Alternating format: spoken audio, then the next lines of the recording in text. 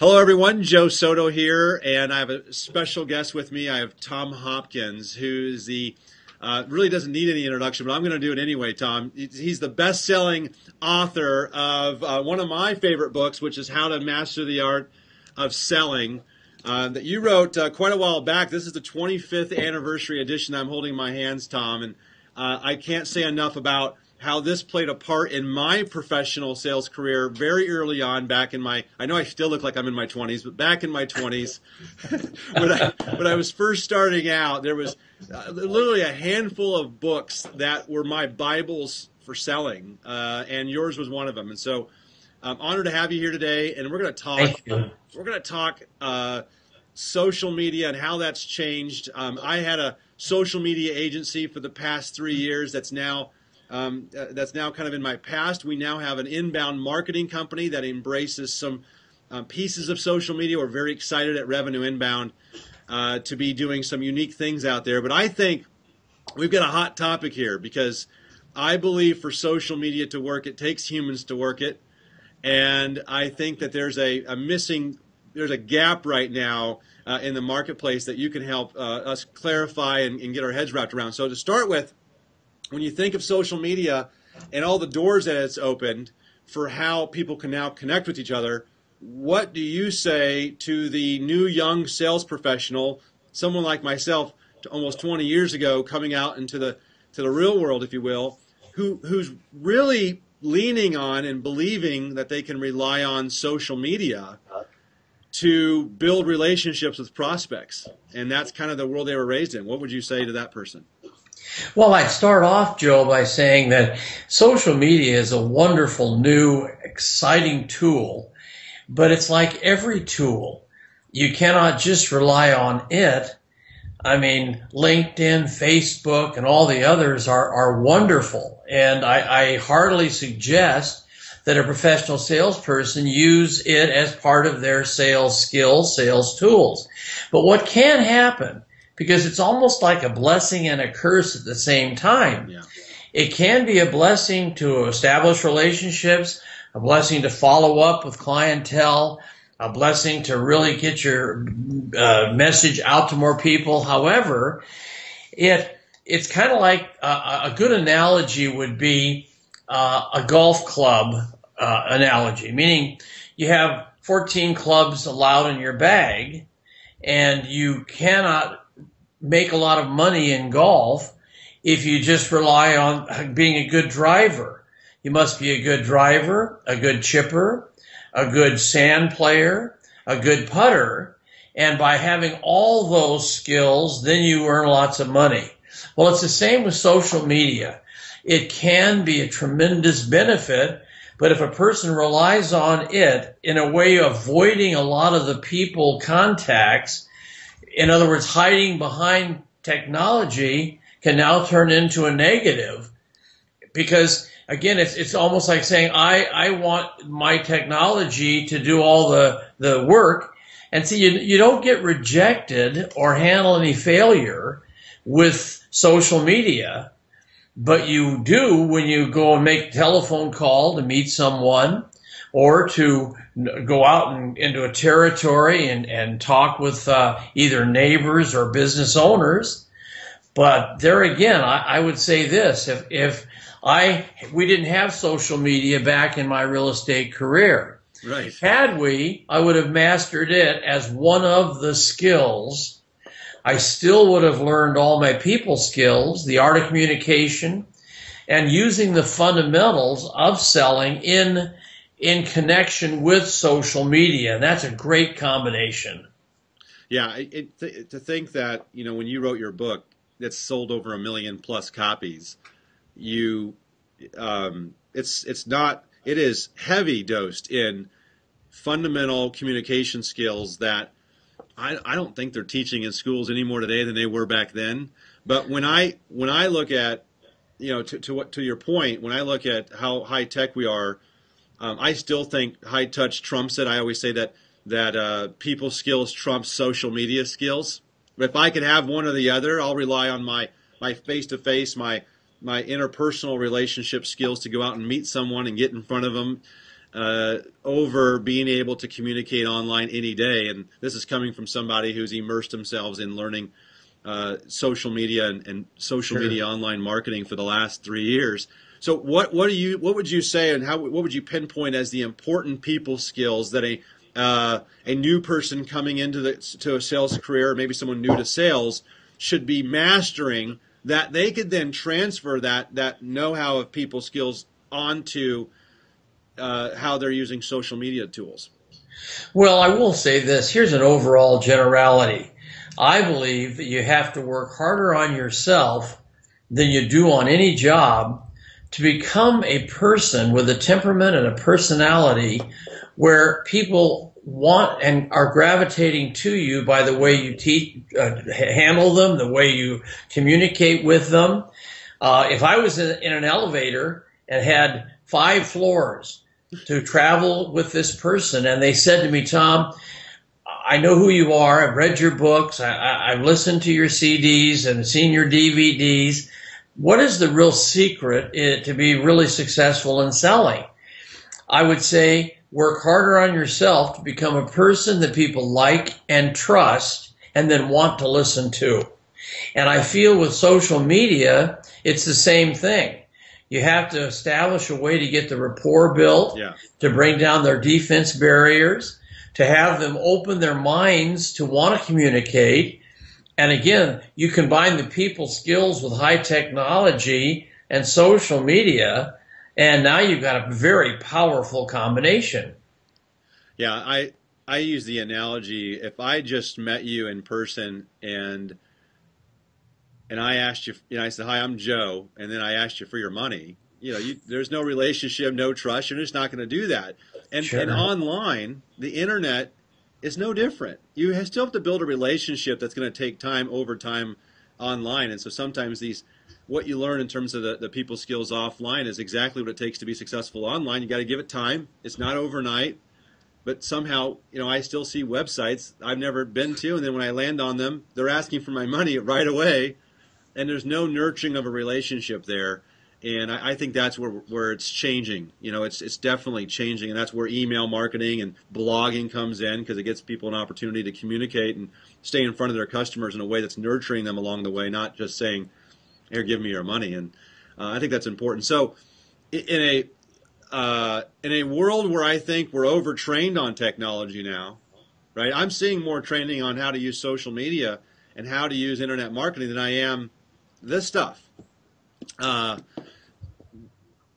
So we're not as well trained in communication skills and human selling skills, right? So what do you say to sales leaders? What do they do to make sure that their people, their sales teams are well trained and well coached to be the best at what I think matters most, which is the human side of this business? Well, I also feel they have to realize that there are 3 key components to what you do, be it in person, be it on the internet, be it with social media. And I really believe that all of us are doing 3 things in the field of sales, regardless of the media. I think that we must educate people. I think many people are not aware they are educators as to the benefits of the product, not only features, but the benefits. Yeah. Then the second thing we do after there's education in this whole process is to motivate. Meaning I think we have to develop a way to motivate people to take action. And I look at motivation. This word is out there so strong today. Yeah. Well, I look at the word motivation, and to me it means the motive for an action. Yeah. Meaning, motivation is the motivation for why you're doing something. Like people come to my seminars, Joe, and the main reason is because they know they can increase their effectiveness, their skill level, and that combined with everything else, they make more money, have a better lifestyle, are happier, and fulfill their potential. So we have to educate, motivate, and the third ingredient is very important, and that is you have to have fun. Yeah, I love that. I think people want to enjoy the time they spend. One of the reasons why about every 6 minutes in a presentation, either live or even on all of my different books or CDs, I try to build in humor. Yeah. Because people can't sit. Our normal seminars, 6 hours long. Yeah, it's a long time. To sit and listen to someone for 6 hours, if it's boring, people are not going to be retaining material. They aren't going to be listening intently. So again, if I can educate and they feel they're getting information that'll make them a better person, if I can motivate them to do something at the end of the program, say, you can have all the excitement in the world. It's like the guy that's so enthusiastic, but he never leaves his home. Right. He's not going to do well. Right. But if you can wrap up that whole envelope where you educate people, motivate them to make a decision and take action, and then have them have fun in the process, that's when you've really got a powerful, I think, presentation. And this is social media advice, not just sales advice. That's what I love about it, because think about what we're trying to accomplish online. It isn't any different. This is congruent or consistent with what I've been saying for 3 years, having come out of the sales world myself, that social media is to be good at it, to get good at it, is just applying what you know offline that you've learned through sales or you learned through good communication training. And that's what's missing, is they haven't had it, some people, right? I've met people, I'll give you an example. I've met people at conferences, at social media conferences that I've tweeted with or I've connected with on LinkedIn, and you meet them in person and they can't even establish eye contact with you. They don't know how to give you a firm handshake. Really? Right. And I'm like, wait a minute, this person has no people skills in person, but online they made themselves appear something that they really weren't, and so you're not the full package. And educating people online about your products and services, and social media gives you an opportunity to do that. Motivating people to take action by using call to actions or giving people those action steps they can take, but to get them to retain it or to make you memorable and to keep that information ongoing, you've got to be entertaining. You've got to be fun. Sure. So I'm sitting here taking notes on it because I think this isn't, I know you want to give sales advice, but this is social media advice. And it works both ways for people. But it's pretty hard to do those things online if you don't know how to do them offline. Very, very well put. Yeah. Okay, so next question I have is just talking about the differences, and this came from having a discussion with Barb in our office yesterday. She was talking about the differences between online and offline communication. So, and we just kind of segued into it with our last piece. What advice would you give someone who's leaning on social media sites to start the conversation with prospects, and at what point should they put value in, hey, I'll give you put value in the face-to-face conversation or the phone conversation. For instance, we had a call this morning with someone, and it started online. It turned into a phone call, and I said, let's get in our car next week and drive up and see him. Now, I think where some sales professionals go wrong, and I own a professional service firm, right? And so we sell an intangible service, which is inbound marketing products and services online. And so, but I still know the value in just getting in my car and driving, even if it's 3 or 4 hours, to go meet with that person face to face. Because I said, that's going to mean more than us having another teleconference call or connecting with them on LinkedIn or answering questions through email. It doesn't have the weight. So what do you say to somebody who says, I think I can lean on it. I think I don't need to do that. I can just handle it through the internet.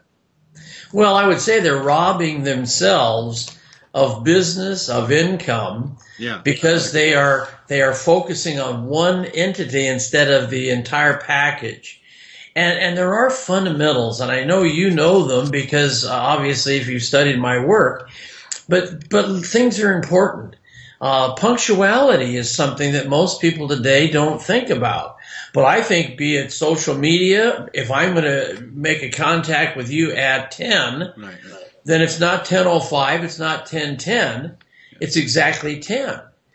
And I think people in social media, if they're going to be using that as the process, they need to let people know they're on time. You know, hi Joe, this is Tom. I told you we'd connect at 10 o'clock, and hey, it's Yes, sirree, right at 10. How Right, are right. you? See, I have in essence said to you, I value your time. And if you tell me 10, it's going to be 10. Where many people in sales are always running late. And there are people, I'm sure, in using your wonderful tools that aren't punctual. So the punctuality is important. Yeah. And again, here you said you got in your car to go meet people who you had all this relationship via the media, but you also, I'm sure, gave them good eye contact. Sure. You looked them in the eyes. They saw you were listening. You were focused. You weren't kind of having your mind wander. I'm sure if you shook their hand, it was a deep, firm handshake. Because, see, people are constantly judging us. Yeah. I will guarantee you, using social media, the people are judging how you come across, judging what you are using it for and how you're using it. Well, it's the same in the communication skills. You have to really ask a lot of questions. See, most people in sales are great talkers. They're great tellers. But I've had a total belief I've lived by, Joe, that you'll get everything in life you want when you stop telling and master the art of asking. In fact, one of the new concepts I'm teaching is how to become a master asker. I thought let's take asking questions and make it a generality of asker, but then you don't want to just be an asker. You want to be a master asker. It's kind of like if a person says, I'm just going to ask questions. And so they meet a person, a woman, and they say, hey, I'm going to ask questions. Are you ready? Ma'am, you look great. Is that a new girdle? Well, see, that is the wrong type of question, right. And it'll backfire, right. And it will not only not work, it'll be negative. Right. So as a master asker, you have to really work on learning the right types of questions, questions they can answer. One of the things I worry about with some people in social media, they are geniuses and they know it so well, but then they're working with a client who is kind of a layman in the field, who doesn't grasp it real well. And I have always tried, Joe, to live with a make other people feel important, and make sure you don't threaten them with your knowledge. Yeah. And that I think is important. I've had people come into my office that are highly skilled in technology, and they almost overwhelm us with their knowledge. And I sit there. Of course, people aren't going to say, I'm not real smart. Can you cover that again? They aren't going to. They're just going to nod. Yeah. And they're going to keep saying, I don't get it, to themselves. Right. And I'm going to find someone that makes it easy, because I'm threatened by all this high technology that's not coming across with simplicity. Yeah.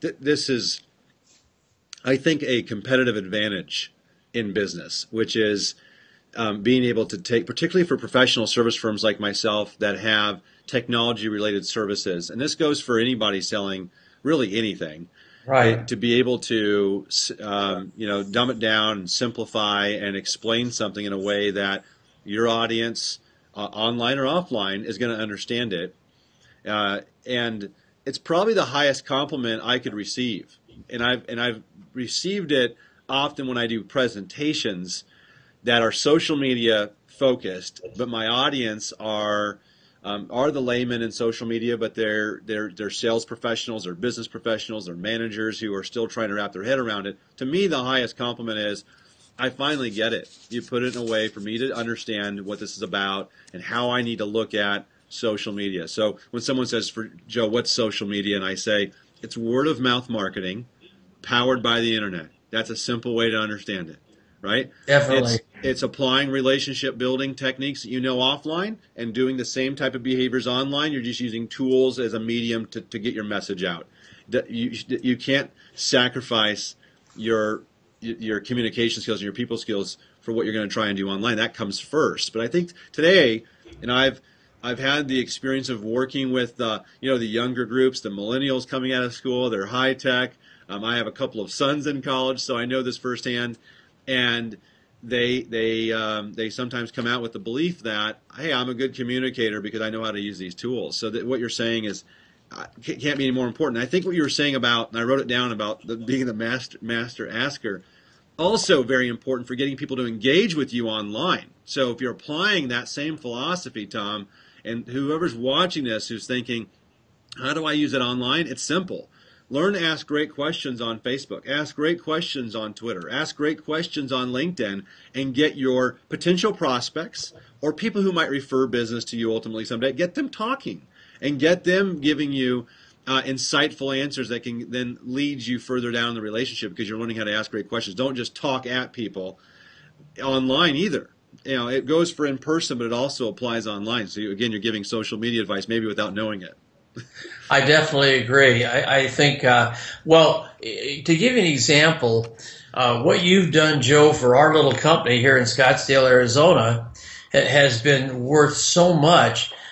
Judy and Frank have said, gosh, Joe and Barbara are opening our minds, are opening our eyes to things we never dreamed of. And I said, good, well, this is the steps to the future. Yeah. And you can't fight change. You can't fight the future.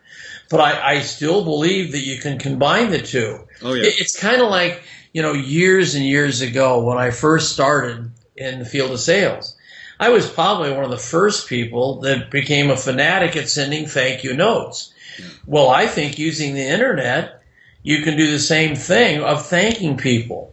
You can come up with some cute, clever little thank you messages that they will not only think are valuable and nice, but again, more rapport building, more I like you, trust you. That's right. Many people don't thank people today, but I wrote 10 professionally edited thank you notes, and people have access to them by going to our website, and they can just click in free resources. Yeah. And we will send them via the net resources that are totally free. Thank you notes, what phraseology to use, how to make the first contact.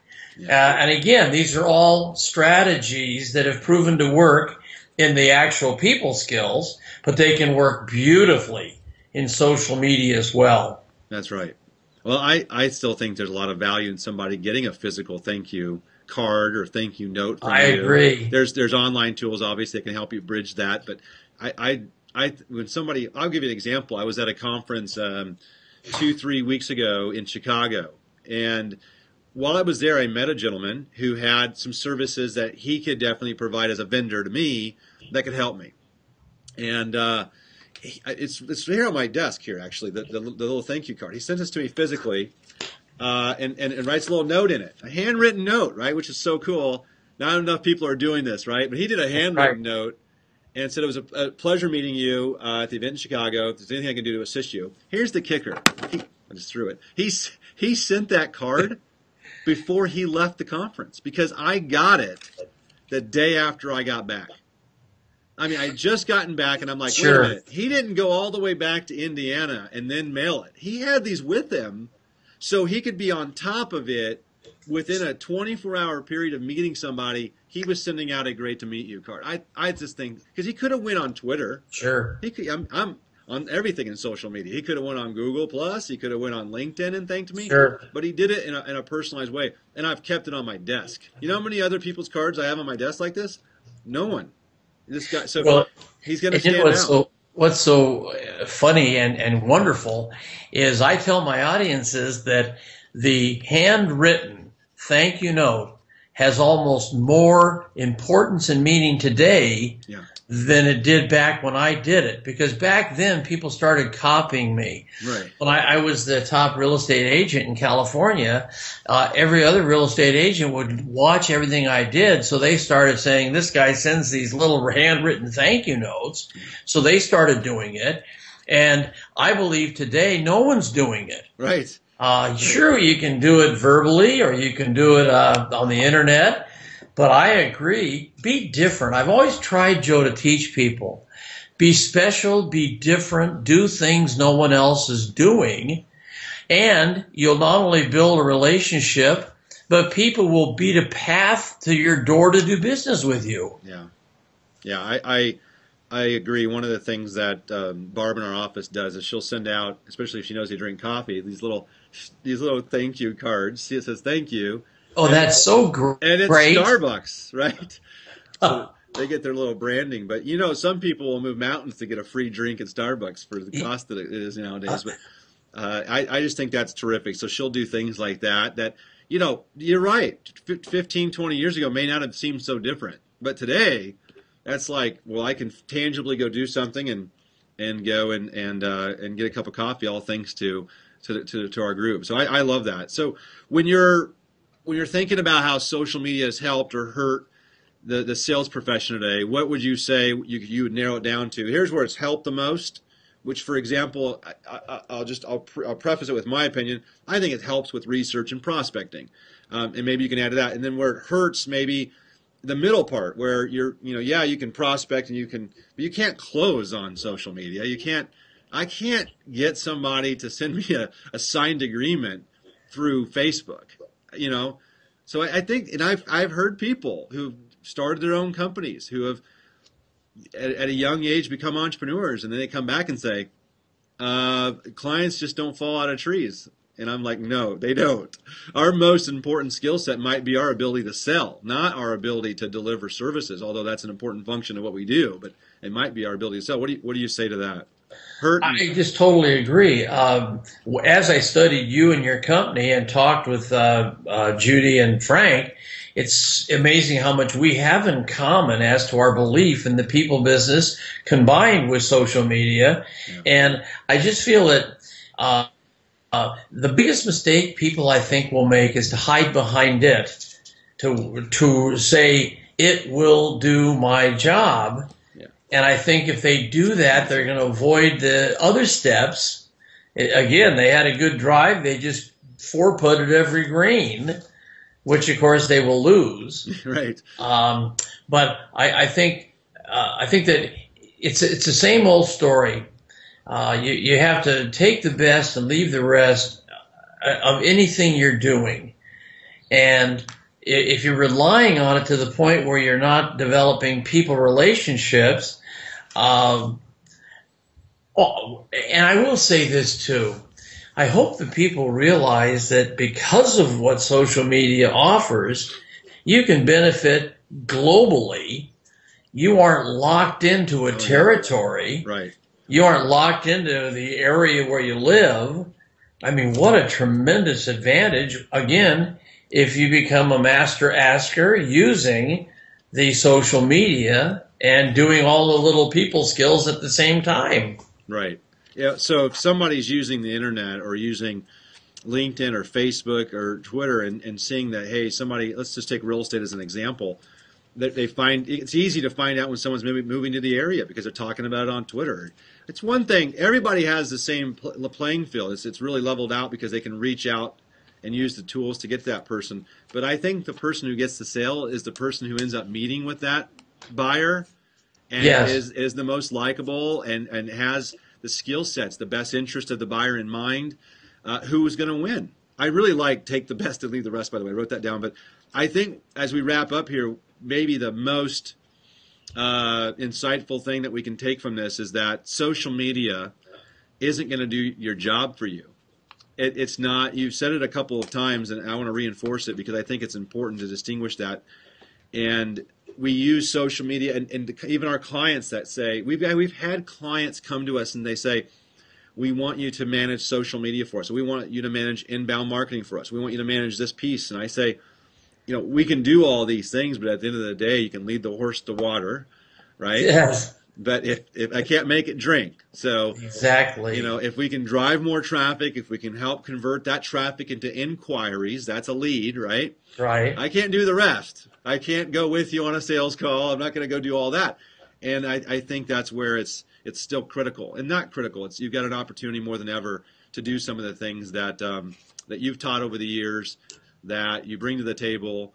That I know that my son coming out of college, one of the first things that that he needs to do then is to continue his education by going to a seminar from someone like yourself and sitting through and learning from people that have already proven it out over the years. So I really appreciate you taking time today Tom, and talking these things out, because I think it's as much as you may not even realize it, it's social media advice. It's marketing advice online. It's how do we get people to embrace the best of both sides, the human side and the tech side, the high touch and high tech, and still make it a high touch world when we're so inundated, right, with technology. You can't run from it, can't avoid it. Right. But you can maximize it with doing what you know. Do you have any parting thoughts to that? And as we wrap up? Well, I will say this, that I think one of the big keys today is to make sure you have your short-term and long-term goals set. And too many people, I think, are kind of floating through life. They aren't focused on where they want to go. And I've always had a little belief that if you don't know where you're going, you're going to end up somewhere else. So you really need to get focused on the goals. And again, I come back to the fact that find a mentor. Find people like you, Joe, that they can rely on, or like myself in the people skill business. And I think you need to say, I'm looking for mentors that can help me be a better person first, then a better salesperson. Right. And there's a lot of them out there. But I just believe many people are kind of staying inside themselves or into the internet and technology. But I think they need to say, I am going to get people that are masters at what they do, and then I'm just going to copy what they do, internalize what they do. Because if you become a better you, you're going to relate to many more people in all aspects of your communication skills, your social media, and so forth. That's right. And get your head out of your phone sometimes, right? Yeah, right. I run into people all the time, and they won't even look up. They're so busy on their phone. I want to just take it from them and throw it. But I appreciate it. I think this is words to live by here, and we've spent 30 minutes going through this, and I think that some people will not just take a lot of notes, but they've got some action items to kind of reevaluate how they are looking at their own sales career and how it relates to using social media tools, and what to value and in what order to value it in. So thanks again, Tom, for being with us, and we're going to wrap up, and just wish everyone great success. And hopefully, I know you've got a lot more books than the one that I was showing off here at the beginning, and I think a lot of them are very relevant in today's day and age. I know you got a new book coming out in the fall. We won't talk about it yet, but maybe in a future interview we will. So my best to you, and thanks again. Thank you again, Joe.